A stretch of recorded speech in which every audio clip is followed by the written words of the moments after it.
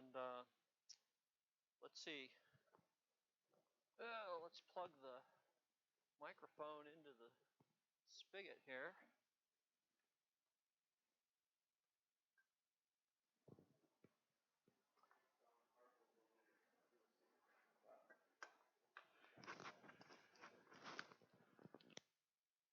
The great thing about this is that this worked a couple of minutes ago.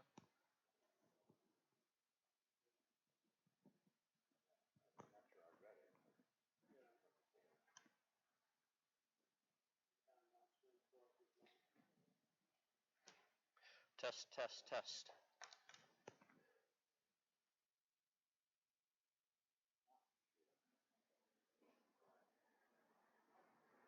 Test, test, test.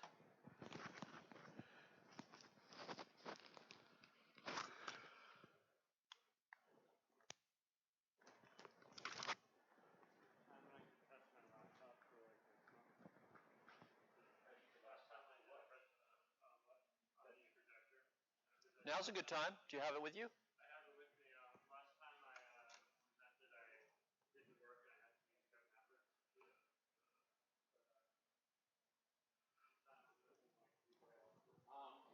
You can certainly plug it. Okay. So did somebody turn down the audio, or did I unplug it, or what's the deal? Test, test, test. This was working not minutes ago. Are you getting sound from the microphone at this time? On me, yes, I should be talking into it. I'm getting bars Okay. that appear to be you and not me. Okay, glad to hear it. So far, so good.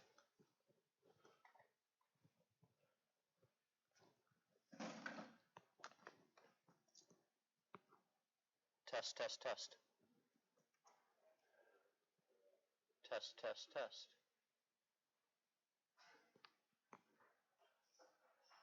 Test, test, test.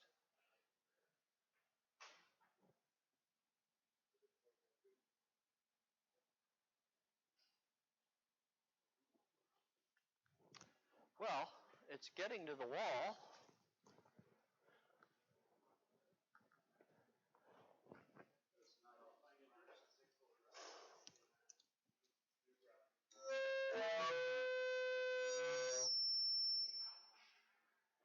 So that's what we call in the audio business the IQ test failure. All right, I'm pleased to hear that we're making forward motion here. Yeah, I think that's a good idea. I just have to remember which knob is which. Well, it's gotten turned down all the way because I want to turn this one back up, because this one needs to be up so that we have the maximum headroom to adjust from back there.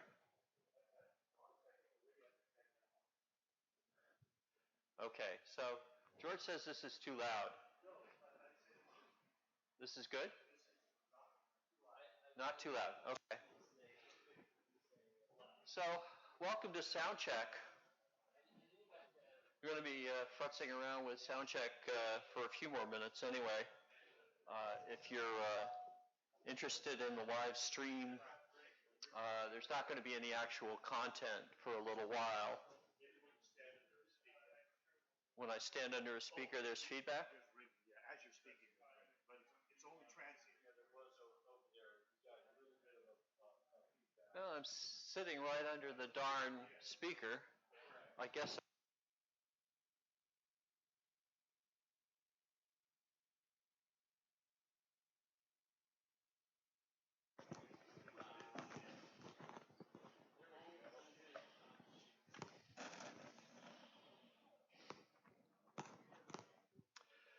Okay, well, the object of the exercise, as we explained earlier, was to provide PA for fourth day so that a room full of people can hear someone who may not be able to speak loudly anymore. And I will endeavor to speak more quietly.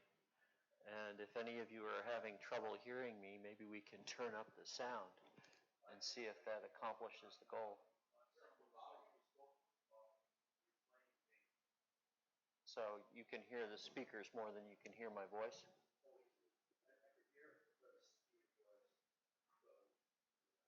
Well, the reproduction of my voice is different from my actual voice, but mostly what you're hearing, presumably, is the actual speakers, because I'm not speaking very loudly, which is kind of a hard thing to do. It's like modulating your voice. All right. So,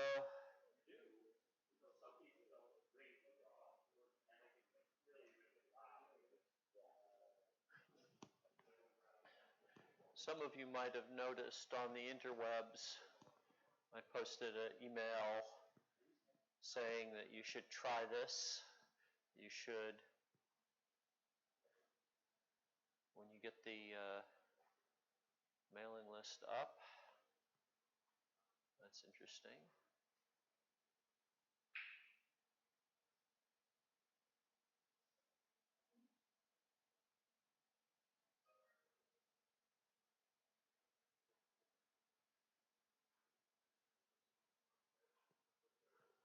So the exercise that I asked people to do, and one guy actually did it, was to type in into Google, when is the next SVFIG meeting? And this is what I suggest to people when they ask me, when's the next meeting? And I say, I'm sorry Google is broken on your end, but well, invariably it isn't. Almost always, 99.59s is the phrase in the industry. But in this case, for me, at this time, the thing that comes up as the number one search result, I suspect because other people have tried it.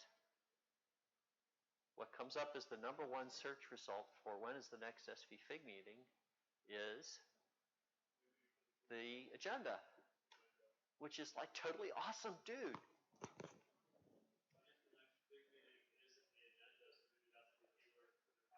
Well, it finds that, but up until Friday when I tried it last, Thursday, Friday when I tried it last, the answer that I would get is a list in which this page was third or fourth, I think, on the list. And I suspect that the only reason it appeared at all was because I was the one doing the asking. And I think that Google manipulates your search results on the basis of who you are. This had not been there. What I ended up seeing was September's in the list. Ah, yeah, but it hadn't been searched. This page, this URL, with this date, has been up for a month. And the reason I can say that with some confidence is that Saturday or Sunday, the Saturday of the meeting or the Sunday of the meeting, I put up a placeholder that says, coming soon. This is going to be a schedule someday, maybe 15 minutes before the meeting, but, I do what I can. I'm waiting for somebody to complain vociferously that I don't get this thing up in time, in which case they're going to be the... What was the... Was the movie The Princess Bride that had a pirate that nominated his own successor, and the successor took on the identity of the original pirate? The Dread Pirate Roberts, was that it? Okay. Well, somebody's going to be the Dread Program Chair. They're not going to have to change their name, but they're going to get stuck with it someday. Because nothing is forever.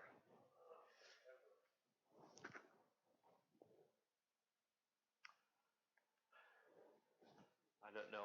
So far, I think I've been the last program chair of 3 separate fourth groups. I'm hoping this one will break the streak that I have going.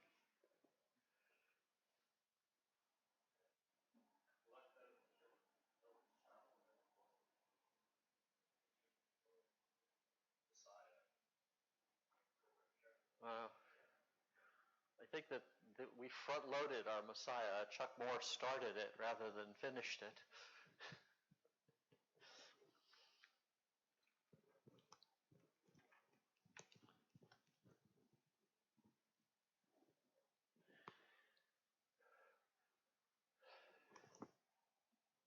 Okay, well,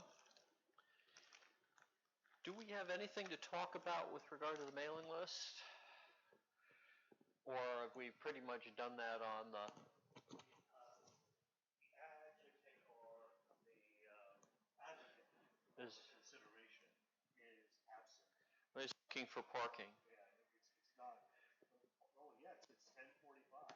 Well, What do you know about that? it's, yeah, the best thing about this schedule is it's flexible. Yes, sir. I will turn off the mic at this time.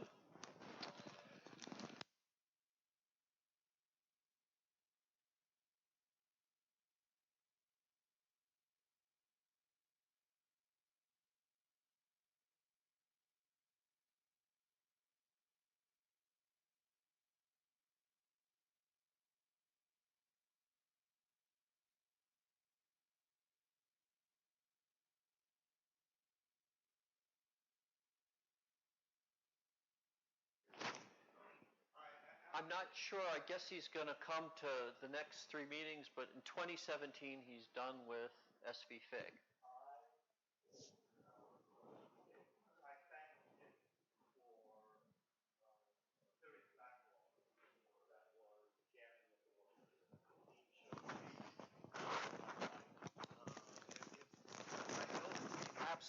If someday I were to notice, no, I mean, very well. I want to go get a cup of coffee. Very well. The mailing list as well. In 50 years, when machines get jammed up, there'll be a standard interface to send a text message to the sexton of whatever it is that needs watching, saying, by the way, you need to help me. Right now, I know where to look if I were to notice an absence, or if someone were to write me saying, hey, I wrote to the list and nothing happened. I know where to look to see if the same problem occurred again.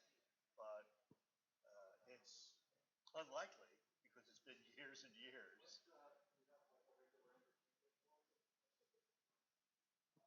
And so I'm happy to have an open source sponsorship of our mailing list. Currently, it fills our needs. I can see more need for more mailing lists, and if the current mailman does not make it, why we can migrate. But I'm pleased with the way things are. The only thing that happened. Yeah, sure, Mike. Throw on the mic here. Maybe. All that happened, and Kevin, we still have mic level. It is very quiet on the stream. We do not have enough volume coming in. Right here. We don't have a volume here. It is coming through. It is very, very quiet. Well, I think that we may have switched the buttons to a different place in the button box so that Andreas could get this stuff going. Amazing we're coming through it all. Hello, hello, hello. Tickle the whistle on the whistle. Say something, somebody. Lord. So we don't have that on. Who's got the mic? I have the mic. Okay, I hear you. Yes, but that's not the stream. And for me to check the level on the stream, I can't be listening to the stream. I can't be speaking into. I'll blather. Hang on and a you minute. listen. We're tangled. There we go. All right. I'm going to try to speak very, very quietly. And it may not work. But the thing that we have to do is, well, okay. I guess what I need to do then is take my earplug and plug it into where the spigot is. Okay, well, that's interesting.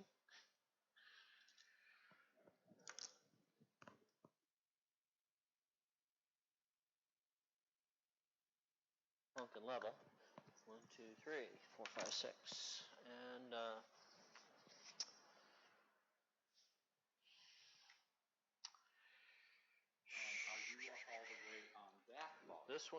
this one's you, and it's up all the way. This one's the room, and it's at the edge of feedback. 1, 2, 3. Okay, well, it just goes to show you. So what I'm going to do now is unplug this, which is the line from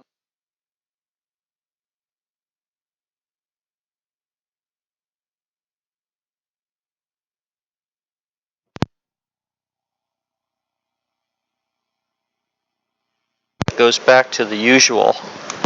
Now this is turned up most of the way, like 90%. And I'm hoping we've got enough bars now because, There we are. okay. So we're losing a lot. Okay, well. Because you're coming out mic level is the problem. Well, it may just be that we're not. So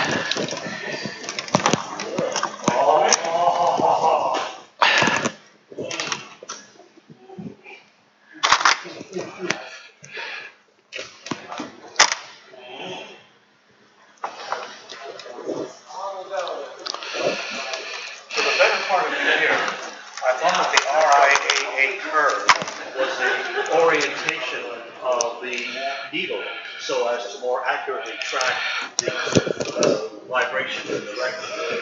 Now, I was that idea what a curve really was. But in that All right, what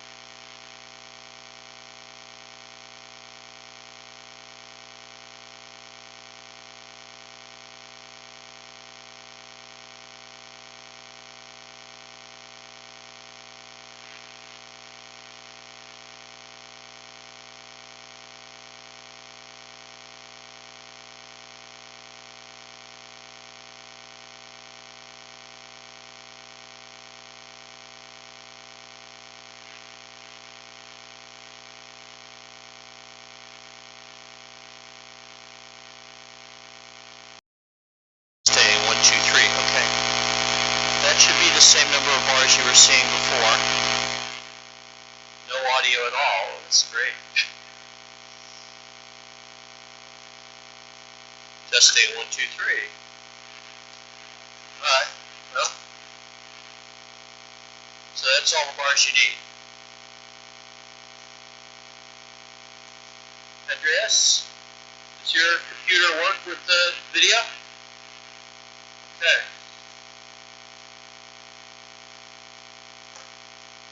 I'm pleased to hear that. So, next step is to try to remember where I put the little fisky ties.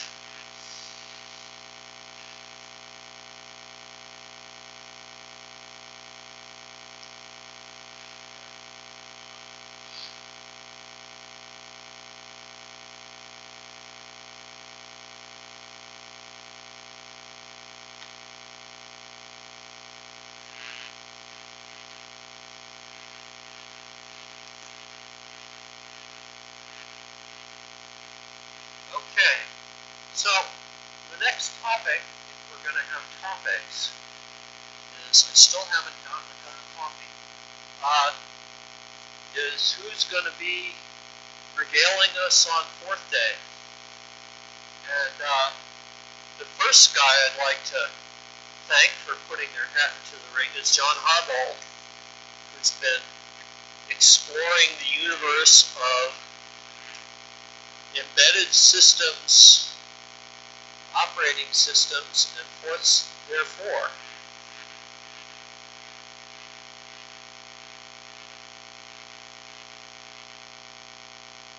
Here, put this on and give us that.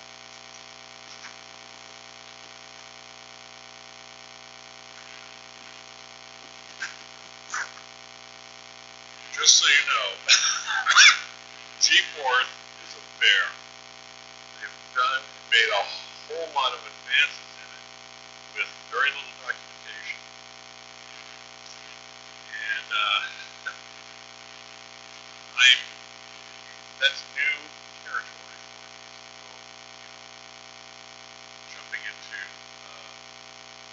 what's going on and how G4 is actually made. It's a multi-step process. Just starting to get my hands around. So, but the good thing is I can actually run a G4. I can start it up, and it finds the 4th image file. That's fine. It's just that when you go from one operating system to another, you tend to not every concept comes over. One of the big concepts is the P open, P close concept, and usually under a Linux type operating system. Under certain RTOSes, they go, I don't know what that is. And I didn't want to feel like going through and implementing it. I think that would be a sideshow, but it's a handful, he said. Go ahead, Andreas. Yes, I am. Okay. Okay, go ahead, right here. Are you doing this on a real-time operating system? Yes, I am. It's called R10. There are like thousands of tests in there. Test all the attributes. I just picked file IO so I can just add G4 as command. And the nice thing about it is, this is one of the things I found out about G4 is you don't have to have it executed. The thing that says G4. There's a library out there that you can actually call, and it'll do the same thing as though you had it executed. That also was fair to get going because there were a lot of undefined that I had to deal with. And trust me, that was a pain in the tuchus. You know what a tuchus is, Jeffy. Okay. Okay.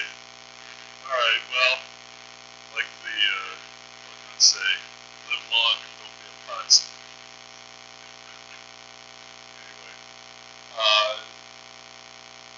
like I said, the way G-Force works is there is an executable called G-Force.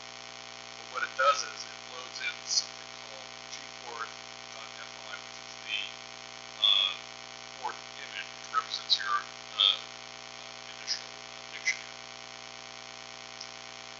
Well, I'm trying to get my arms around how that thing is created, and oh Lord, it's it's a handful. One of these days I'll be able to do that, and when I do, then one of the things I noticed that G-Force has a word called call, so you can call library functions that are linked into your executable. The nice thing about that is I'll be able to make these calls into the real-time operating system, so I can do tasking, I can do process communication, I can do synchronization, a whole ton of stuff. I mean, it is huge. And at least I'd like to be able to redeem myself from 3 years ago when I didn't realize that fourth day is on the third Saturday of the fourth. So, yeah.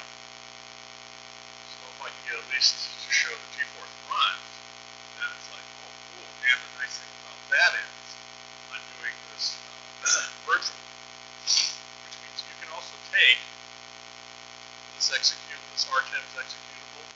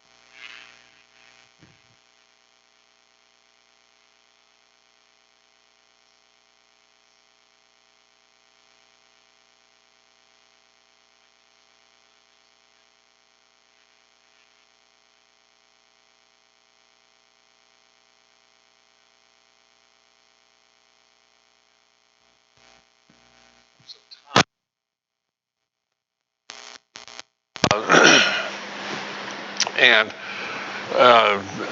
remember, a multitasker in it.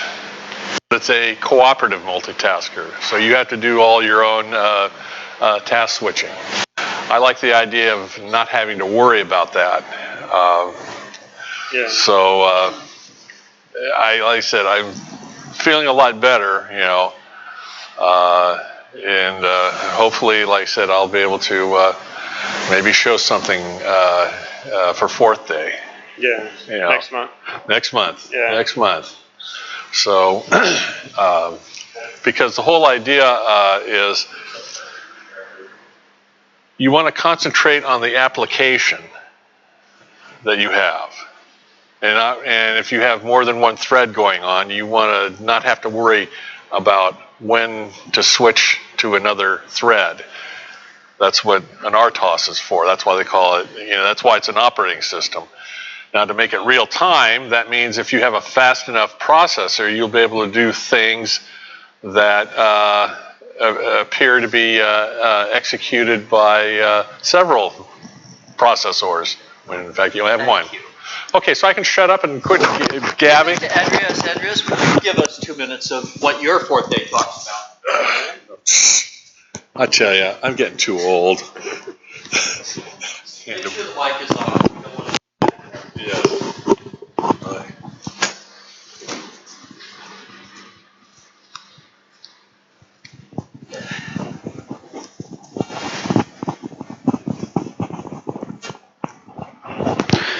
All right. So is the mic on? Yes. Yes. Okay. Playing the stream out because we had some technical difficulties. Yeah.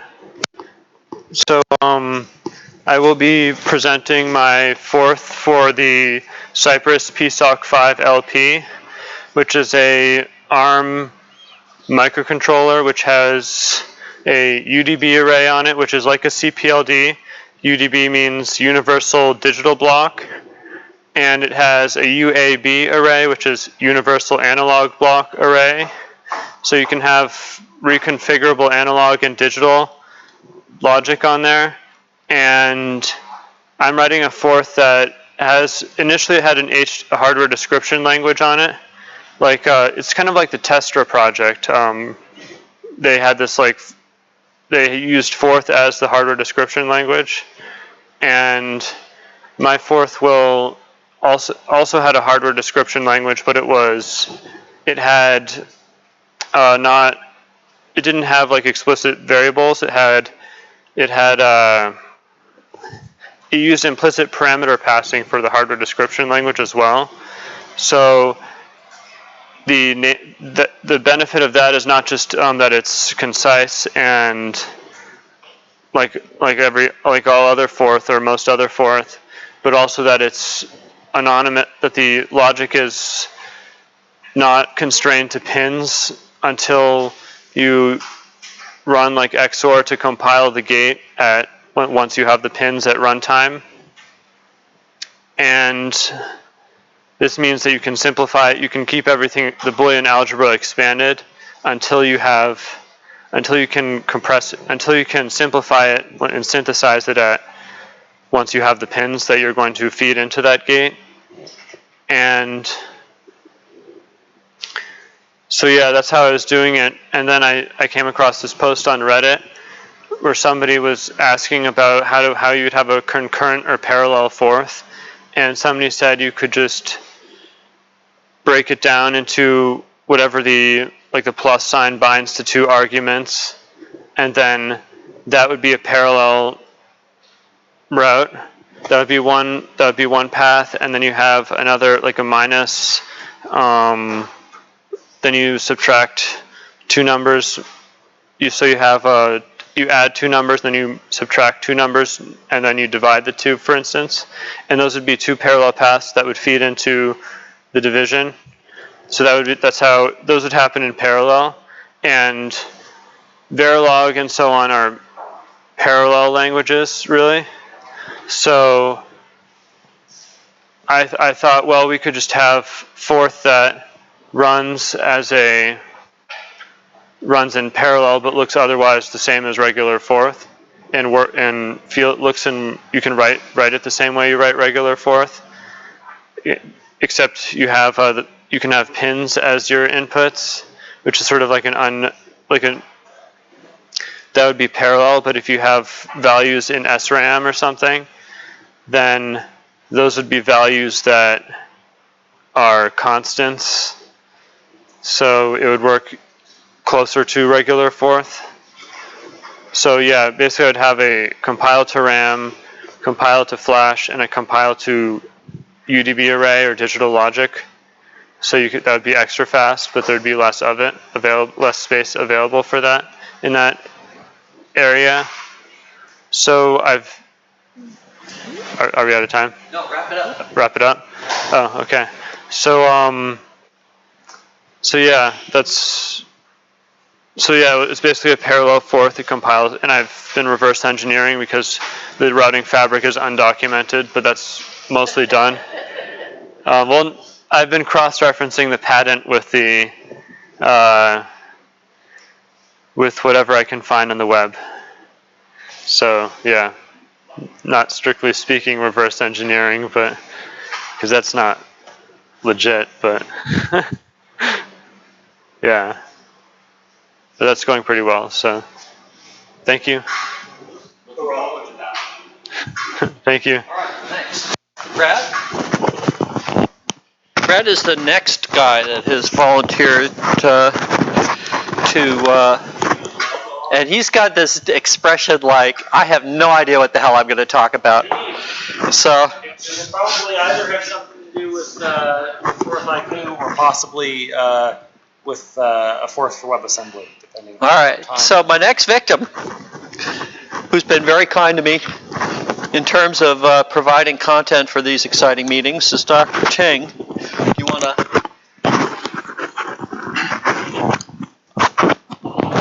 Okay. Kevin asked me to review the 4th engines. I'll be glad to do that. I think I got lots of many chips and many boards, which I can bring in and show people. But I think one thing that I don't have is the whisk. Anybody has the whisk computer from Glen Hayden? Well, Glenn's partner. Yeah. That was.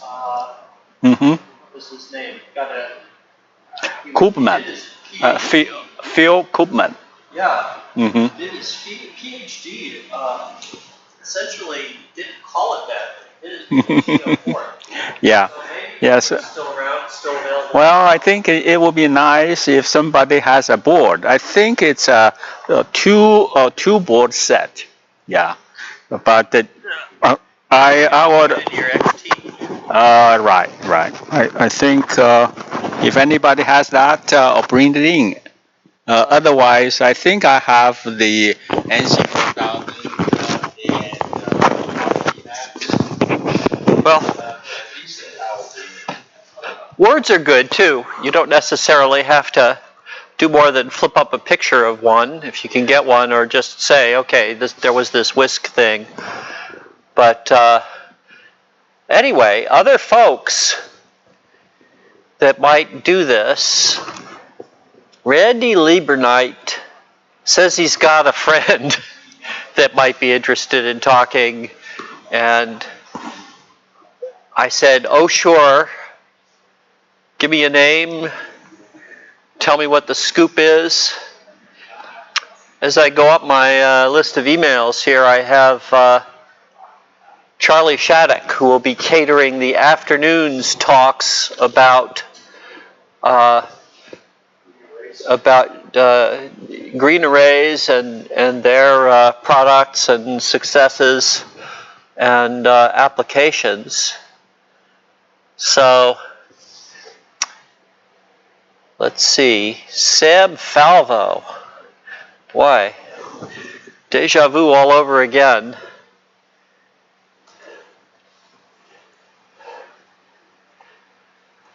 There's some talk about Jim O'Connor, Creole 4th on Excel, and he may be flying out to participate.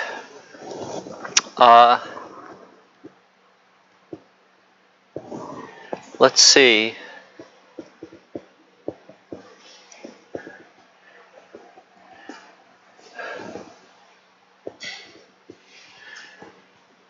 Leon Wagner has been a staple of these meetings for some time now, ever since he ascended to the throne of 4th Incorporated, and we're very grateful that he'll be back this year. He hasn't settled on the topic of his talk, so I guess that's the first step to producing a talk, is trying to decide what you're talking about. So let's hope it all gathers together and presents itself along with him at the day. James Bowman, another deja vu all over again. So the only other thing I can say at this point is I can't think of anybody else, and I don't keep careful notes, and I didn't prepare very well for this. So nobody was surprised to hear me say that. Chuck is 90%-ish certain. Charlie Shattuck says that there may be weather issues or something, but as far as I know, Chuck is aware of fourth day this year. I think that once or twice he may have not come because nobody told him it was high, and he's got other things on his mind, and that's all to the good, in my opinion. I think that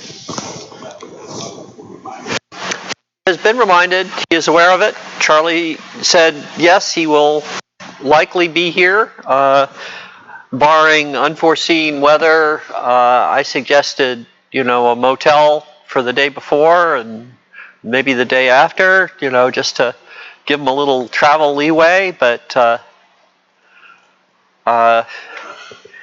that didn't seem to make a lot of difference in the outlook. But I would estimate the likelihood of about 90% certainty that Chuck will be here, unless the mountains are swamped with snow and he can't get his car out of the driveway.